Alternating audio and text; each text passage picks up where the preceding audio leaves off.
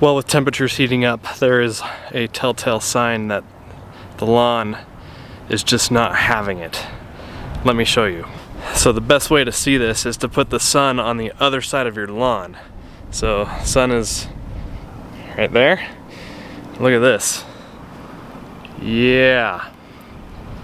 That is heat stress, and it is not an uncommon sight around here, especially given the fact that we are in water restrictions because of the major drought that is plaguing the western United States right now.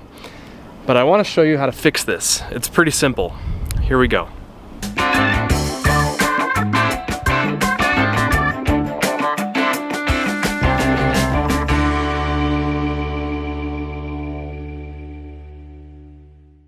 So right, this is the first sign of heat stress or drought stress, whatever you want to call it. The lawn just kind of turns a nice, well, it's not nice, it's actually pretty ugly. It's just a hazy color to it. It's kind of browning, turning gray. After this, it's going to turn yellow, and if it doesn't get any water the whole summer, it will actually die. So as you can see, there is a stark difference between this section here and that section there. And the difference is water. Let's talk about water. Now, like I said, we are in drought restrictions. We can water twice a week, and I think we're about to get into 3 times a week right now, which is good because that will help this. But I've been seeing this since I was within the twice a week restrictions.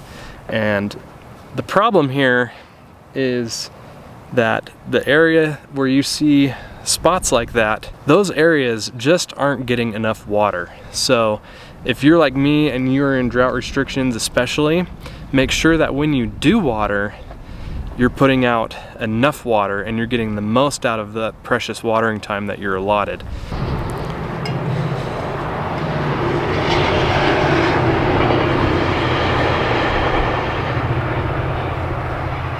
Now, I've always said and tried to follow that you need a ½ an inch of water every time you run a sprinkler session, and you do that twice a week. That way you give the lawn a little bit of time to dry out, to push deeper roots, and that is how to properly water the lawn.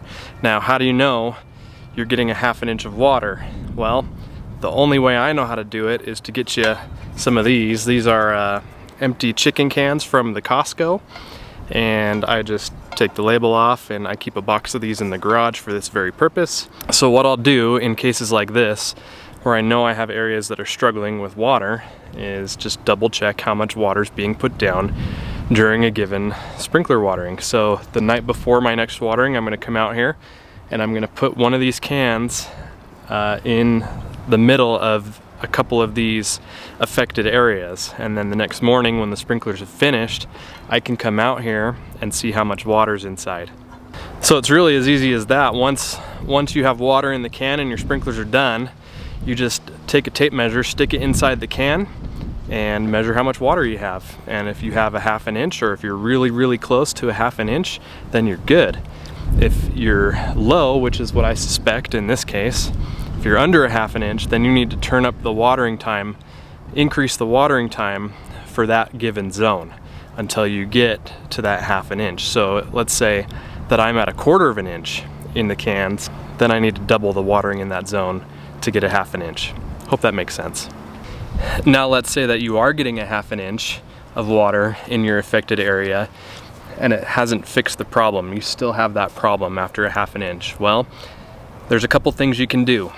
The first thing you can do is, if your watering restriction rules allow, water more. Add another day of watering to your schedule. That will help. Another thing you could do is figure out a way to open up the soil, and there's a couple of different ways you can do that. One thing you can do is baby shampoo. Get a hose end sprayer, fill up the tank with water, pour a couple of ounces of baby shampoo in there, spray it across the area, and the baby shampoo will help break up the soil and make it less hydrophobic. You could also use liquid aeration products. You can mechanically aerate every fall, and that will help open up the soil and relieve compaction. You can get wetting agents. There's lots of different things that you can do to improve the way the soil actually captures and holds on to that water. Hydretain is another great product that's out there that I like to use as well. I've got videos on that and a couple more to come. So keep an eye out for that if you're not already subscribed. And if you already subscribed, check out those old videos on Hydretain. But really, the biggest culprit here, in my experience anyways, is just insufficient watering. So we're gonna just double check with the cans, and like I said, we'll probably be just adding a bit more time to that particular zone. The rest of the yard looks great. Something else to keep in mind too is that if your watering restrictions don't allow you to have an extra complete watering day, then most places, at least around here, most places will at least let you bring the garden hose out, and you can just spend 5 or 10 minutes just spraying it down and adding extra water directly to the affected areas. So there you go. That's just one of the common things that I see around the beginning of summertime as temperatures are starting to get a little bit hotter. And you know, it affects me too. I'm not immune to anything, no matter how hard I try to be. And I just want to share with you how I approach something like that. It's usually a simple fix with extra water and just getting your watering right. So hope that's helpful for you. Again, if you're not already subscribed to the channel, please consider subscribing. Thank you so much for watching. I'll see you next time.